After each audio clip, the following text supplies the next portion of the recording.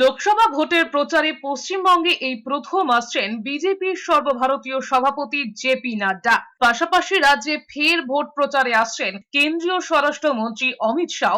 BJP সূত্রে খবর, রবিবার জেপি নাড্ডা দুটি সভা করবেন। প্রথম সভাটি তিনি করবেন মুর্শিদাবাদের বহরমপুরের জলিবাগান মাঠে। এরপর তার দ্বিতীয় সভাটি করবেন নদিয়ার রানাঘাটের বগুলা ITI কলেজের মাঠে। মঙ্গলবার 30শে এপ্রিল বাংলায় তিনটি সভা করার কথা রয়েছে উত্তরপ্রদেশের মুখ্যমন্ত্রী যোগী আদিত্যনাথেরও। বহরমপুর, আসানসোল এবং বীরভূম তিনটি জেলায় সভা করবেন তিনি। দলীয় সূত্রের খবর, ওই একই দিনে অর্থাৎ 30শে এপ্রিল বর্ধমান এবং নদিয়ায় সভা করার কথা রয়েছে কেন্দ্রীয় স্বরাষ্ট্রমন্ত্রী অমিত শাহেরও। ইতিমধ্যে সংশ্লিষ্ট জেলাগুলিতে সাংগঠনিক প্রস্তুতিও শুরু হয়েছে।